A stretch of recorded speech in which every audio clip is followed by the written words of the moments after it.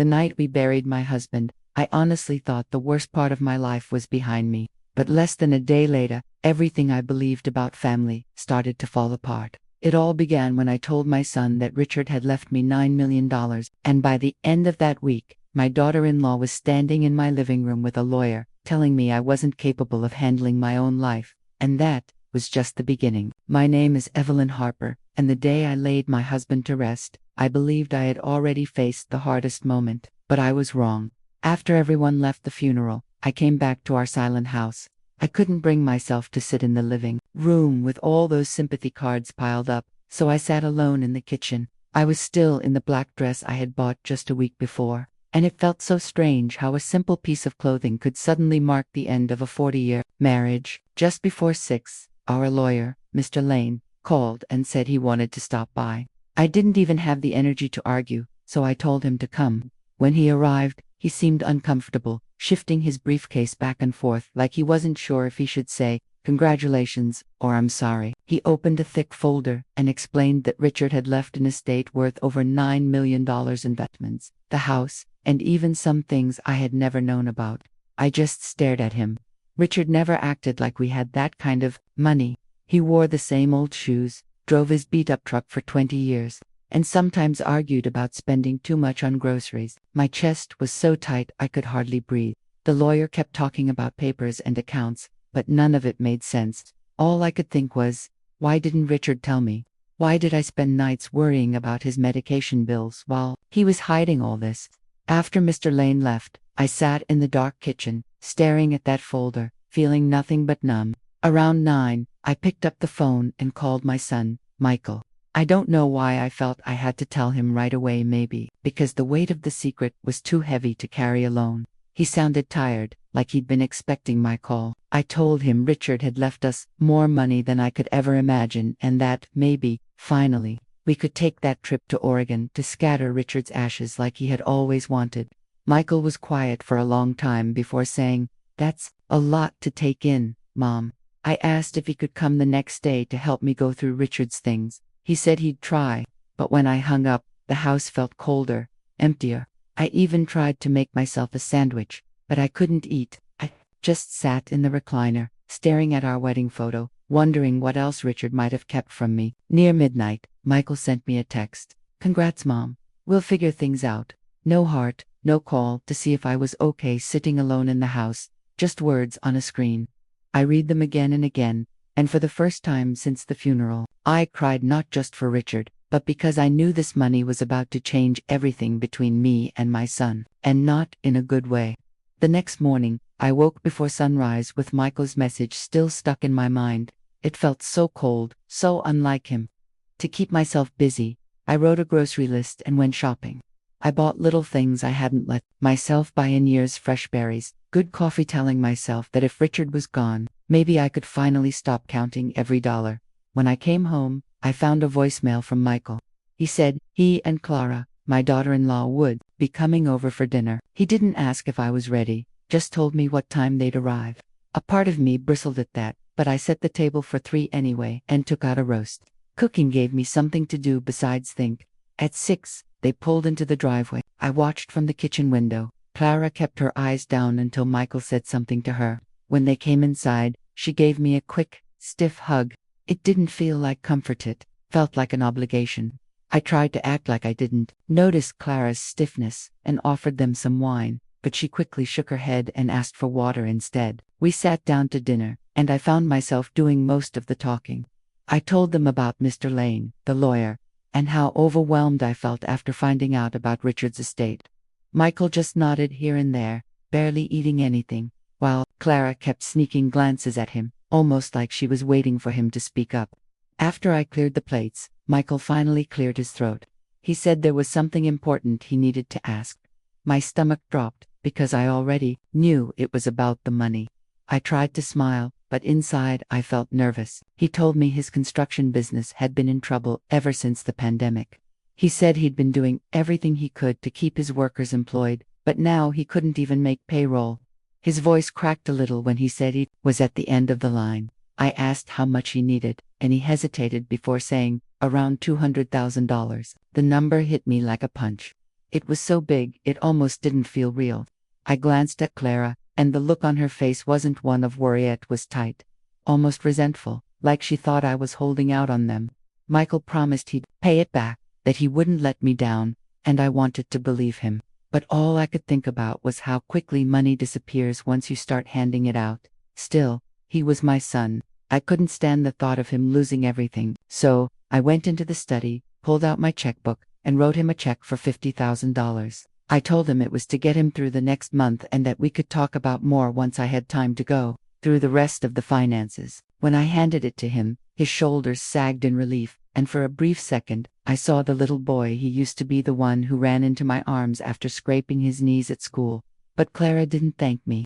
Instead, she grabbed her purse, said she had a headache, and told Michael she wanted to leave. He followed her out without even touching dessert.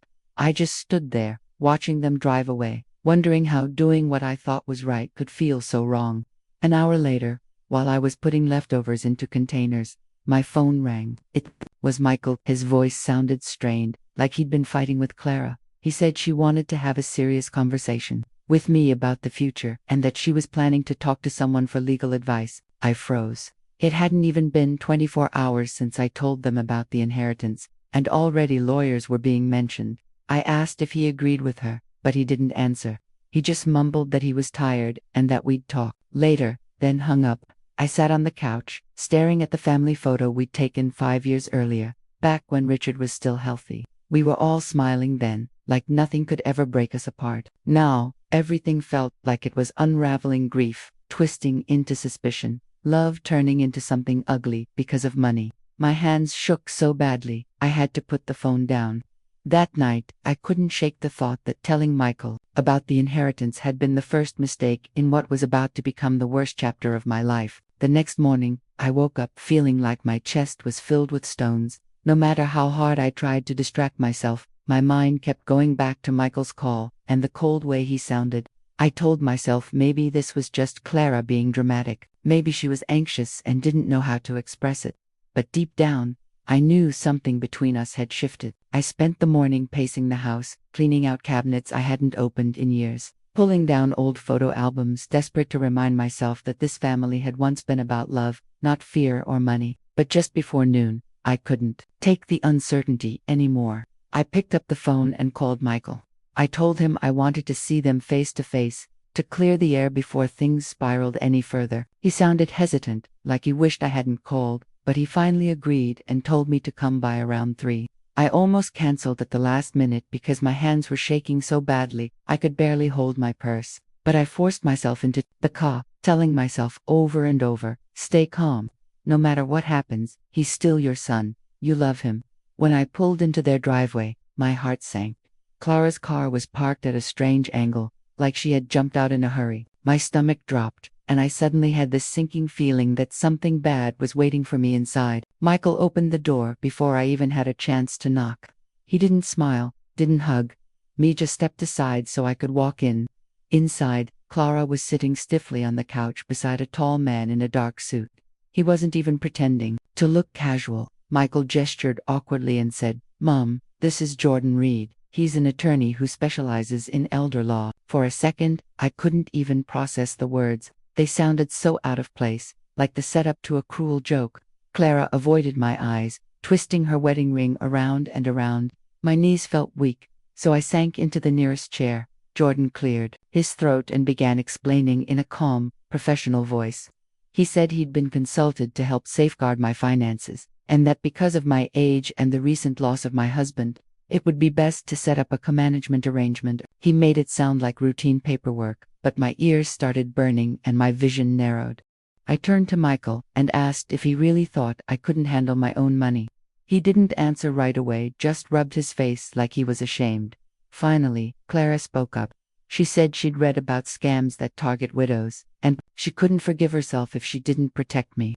The way she said it, it sounded like a favor, but it felt like a takeover. Jordan slid a stack of papers across the coffee table and calmly explained that Michael would have legal authority over my spending and investments, and that I'd need his permission for major decisions. My throat tightened. I forced myself to swallow before I said, "This is absurd." I've been paying bills and running a household for decades without a problem. Michael jumped in, saying it was only temporary, just until I was more stable, but even he didn't sound convinced. I asked if they thought I'd gone senile, if they honestly believed I'd lost my mind in just a few weeks. Clara shook her head, but the look in her eyes was cold, like I wasn't family anymore, just a problem to solve. Jordan kept talking, his voice calm and professional, but I stopped listening. All I could think was that Richard had trusted me to handle everything. Now my own family was treating me like a child. I pushed the papers back toward them and told them I wasn't signing a thing. If you really believe I need a babysitter, I said, you'll have to take me to court. Michael's face went pale, like he hadn't expected me to stand up to them. For a moment, I thought he might apologize, but instead, Clara leaned forward and said, softly but firmly, Evelyn, if you won't cooperate, we'll file a petition. We can't let you make choices that hurt the family.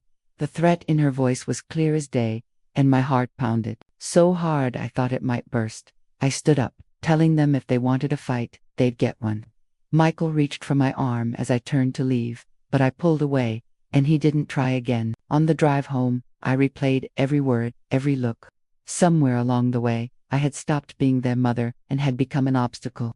Back at the house, I locked the front door and sat at the kitchen table with my head in my hands. For the first time since Richard died, I wished I could call him, ask him what to do because I had no idea how to protect myself from my own family. An hour later, my phone buzzed. It was an email from Jordan's office, a formal notice of their intent to move forward with a guardianship petition. Unless I agreed to mediation within 10 business days, my hands shook so badly I could barely hold the phone.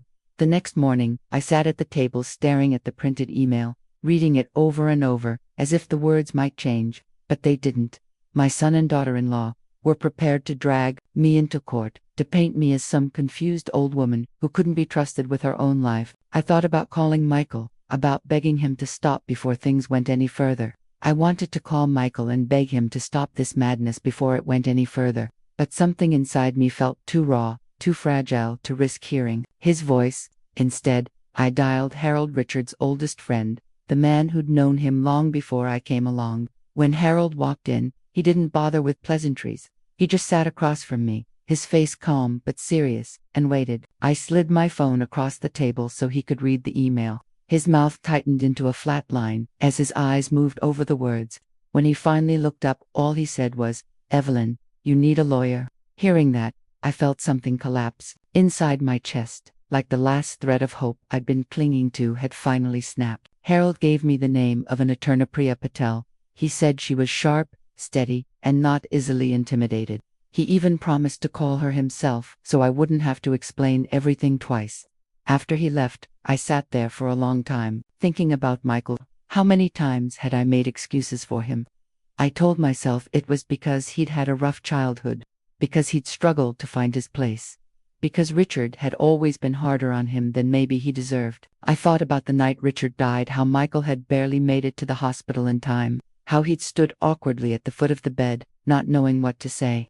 Back then, I thought we'd shared a moment of raw grief, but now I wondered, had he already been thinking about what he might gain?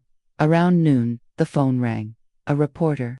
She said she'd gotten a tip about a dispute over Richard's estate and asked if I wanted to make a statement. My stomach turned so violently, I had to grip the counter just to stay upright. I hung up without answering, but I knew instantly who had leaked it. The rest of the day crawled by in a haze of calls and texts from concerned neighbors. They pretended to check on me, but I could hear it in their voices. They were fishing for gossip. By evening, I felt exposed, like my life had been split wide open for everyone to pick apart.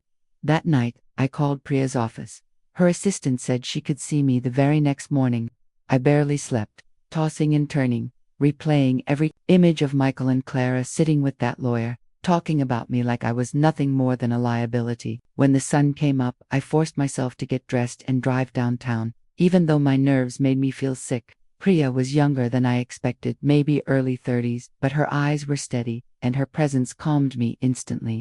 I told her everything, from Richard's funeral to the inheritance, the dinner where Michael asked for money, and finally, the awful meeting where they tried to make me sign away control of my own life. She listened carefully, taking notes, and then asked if I had ever seen a more recent version of Richard's will. I told her no, but mentioned that in the weeks before he died, Richard had spent long hours alone in his study. I had wondered if he'd been putting his affairs in order, though he never told me. Priya asked if I'd be willing to search the house with her, in case there was something hidden that could help. For the first time in days, I felt a flicker of relief. Someone believed me. That afternoon, we returned to the house together. I'd already looked through Richard's study myself, but Priya insisted on combing through everything carefully.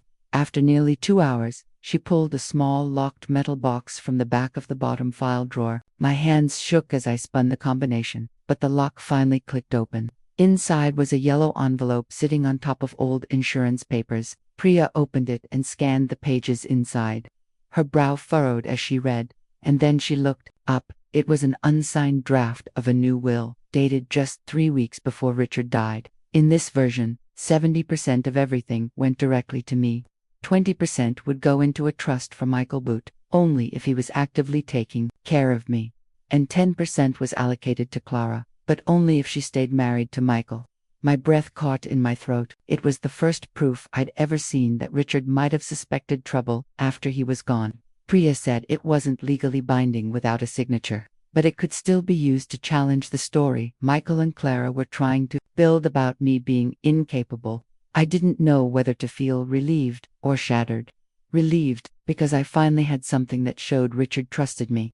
Shattered, because it also meant he'd died knowing he couldn't fully trust our Sanand. He'd never told me. That night, after Priya left, I sat alone in the study, holding the unsigned will in my lap. For the first time, I wondered if any part of my life had been as solid as I believed. Just before bed, I checked my voicemail and froze. It was the county medical examiner's office. They said they had new information about Richard's death. I froze in the hallway, my heart pounding so hard it made me dizzy. Deep down, I knew the truth about Richard was about to come out, and whatever it was, it would change everything. All night, I kept replaying that voicemail from the medical examiner, torn between panic and a strange, hollow curiosity. Part of me hoped it was just a routine follow-up, some paperwork that didn't matter, but another part, the part that had lived beside Richard for 40 years and knew how easily he hid things behind polite smiles, was afraid there was something darker I hadn't wanted to see. In the morning, I forced myself to call back. My hands were shaking so badly I pressed the wrong button twice before I got it right. A woman with a calm, gentle voice answered. She explained she was reviewing older cases that had been signed off too quickly, and she'd noticed something strange. In Richard's toxicology report, his heart medication levels were higher than expected. It wasn't proof of anything, she said, but it was unusual enough to need another look. For a moment, I couldn't even respond. Richard had always handled his own pills, but I remembered nights when I was too tired to double-check his dosages. The woman assured me it didn't mean anyone had done something intentional, but I could tell even she wasn't fully convinced. When I hung up, I just sat there with the phone in my lap, feeling like the ground had shifted beneath me. I called Priya and told her everything. She listened quietly, then reminded me we had to focus. Michael and Clara were still pushing their petition. If I let myself get lost in questions about Richard, I could lose control of my own life before I even knew what really happened to him. She was right, but the thought of sitting across from Michael and pretending this was only about money felt unbearable. That afternoon, Priya arranged a mediation downtown. I tried to prepare myself, practicing what I'd say if they tried to guilt me or twist the story. But the moment I walked into that conference room and saw Michael pale, restless, unable to meet my eyes, it nearly broke me. Clara looked steady, her hands folded neatly on the table, but her eyes flicked toward the door like she wanted to escape. The mediator began explaining how things would work, but I barely heard her. I was staring at Michael, remembering the nights I'd sat by his bed when he was sick as a child, how I'd promised I'd always be there for him. When it was finally my turn to speak, my voice was steadier than I expected. I told them I knew about the unsigned will, that had proved Richard had intended me to handle our finances. Michael's face went slack, and he glanced at Clara. Her mouth tightened before she said the will was meaningless without a signature, that I was just reaching for excuses because I couldn't admit I was overwhelmed. Her tone was careful, almost gentle, but it dripped with condescension as if she were the only adult in the room. That was when something in me snapped. I told them I had managed Richard's care alone, that I'd never once asked them for help. and the moment they smelled money, they decided I was incompetent. Michael finally looked at me, eyes wet. He said he never wanted it to go this far, that Clara had convinced him this was the only way to protect the family. He said he was terrified that if I made one mistake, everything Richard had built would be lost. For a moment, I almost believed him. The fear in his voice sounded real. But then I remembered how quickly he'd taken that check I offered him, how often he'd let Clara speak for him while he sat there in silence. The mediator asked if I wanted to take a break, but I shook my head. I knew if I walked out of that room, I wouldn't come back. I took a deep breath and said I was willing to set up a trust fund to help Michael pay off his business debts so he wouldn't lose everything. But I made it clear I wasn't giving up control of my estate, and I wasn't going to let anyone claim I couldn't handle my own life. Clara looked ready to argue, but Michael gently touched her wrist and stopped her. He looked at me and whispered that he was sorry, that he hadn't known how to stop things once they got out of control. And for the first time in weeks, I felt like I was looking at my son again, not some stranger. The mediator asked if we could agree to my terms. After a long silence, Clara nodded, her face tight like she was already planning her next move. When the paperwork was ready, I signed it with steadier hands than I expected, then watched as Michael signed next to me. When it was done, I walked out without saying goodbye. I knew if I turned back, I might start to feel sorry for them again. That night, sitting alone in my kitchen, I picked up the unsigned will and pressed it against my chest. Richard had tried, in his quiet way, to protect me from exactly this fight. I still had questions about his death, questions I wasn't sure I wanted answers to, but for the first time since he was gone, I felt like I'd done something he would have been proud of. Even if it meant losing Michael, I had finally chosen to stand up for myself. The next morning, I woke up feeling lighter, like a weight had been lifted, but mixed with that relief was grief. I knew things between Michael and me would never be the same. To distract myself, I went through Richard's boxers in the study. Inside a folder marked personal letters, I found scraps of his handwritings, notes about groceries, weekend plans, little things. Then, tucked between them, was a page that made my heart stop. It was a draft for the will, with his own reasons for dividing the estate the way he had. He wrote that he trusted me to honor his memory but worried Michael would be too easily influenced by others. He hoped his choices would protect our family from the worst parts of money. Reading his words made me ache. He had carried those fears alone and never told me. I put the paper back, locked it in the safe, and decided some truths didn't need to be shared. Later, Priya called to confirm that trust for Michael's business was set up with clear limits. He couldn't touch extra money without my approval. She sounded relieved, like she thought the hard part was finally over. But then I mentioned the message from the medical examiner, and her tone turned serious. She told me I had to follow up, that if Richard's death wasn't natural, I deserved to know. Part of me wanted to ignore it, but another part couldn't stand the thought of leaving something so important unanswered. When I called the examiner's office, the woman explained that the lab results were unclear but showed higher levels of something that didn't match Richard's prescriptions. There wasn't enough proof for an official investigation, but she said I could request a private review if I wanted. I thanked her, hung up, and felt drained. Even in death, Richard left me with questions I might never be able to answer. That night, Michael called. His voice was hesitant, unsure if I would even pick up. After a long silence, he said he was sorry, truly sorry, and admitted he had let Clara push him into choices he now regretted. He said he would understand if I never wanted to see him again. For a moment, I wanted to tell him how deeply he had hurt me, how lonely it felt to think my own son believed I was worthless. But when I heard his voice crack, I knew holding on to that anger would only keep hurting me. I told him I still loved him, though I didn't know if things could ever go back to the way they were. He asked if he and Clara could come by to talk, and I said yes. The next afternoon, they came together. Clara looked me straight in the eye and apologized, not with excuses this time, but honestly. She admitted she'd been scared of losing everything they'd worked for, and had let that fear twist her into someone she didn't like. I could see it wasn't easy for her to say, and maybe that's why I believed her. Michael hugged me, and in that moment, he felt like my son, again, the boy who used to crawl into my lap when he had bad dreams. We sat in the kitchen for 2 hours, talking. There were still things left unsaid, but I felt like maybe, with time, forgiveness was possible. After they left, I stood in the doorway and looked around the house. thinking about how quickly life had changed. I decided I wasn't going to let Richard's wishes stay locked away in a safe, or let his memory be tangled up in doubt and suspicion. I called Priya and told her I wanted to set up a memorial scholarship in his name, something that would help kids in this town. Kids who never had much get the education Richard himself never had the chance to. She promised she'd help me work out the details. And for the first time in what felt like forever, I felt like I was doing something Richard would have truly been proud of. A week later, I finally scattered his ashes in the garden he loved so much. As the wind carried them, I felt a heavy weight leave my chest. One I hadn't even realized I'd been holding on to. Michael and Clara came over that same day to help me plant new flowers. Things between us were still delicate, but there was a softness in the way we worked side by side, almost like a quiet truce. That evening, before leaving, Michael hugged me, this time longer than before. He whispered that he hoped one day I could forgive him. I told him I was trying, and maybe that was the best we could hope for right now. When they drove away and I stood alone on the porch, I looked at the new blooms swaying gently in the garden where Richard's ashes now rested. In that moment, I realized I hadn't just inherited his money. I had inherited something big: duty to protect my own life, to speak up when no one else would, and to keep believing that even after deep wounds and betrayals, love could still take root and grow again.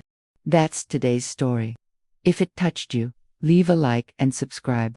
And don't forget, share your own life lesson in the comments below.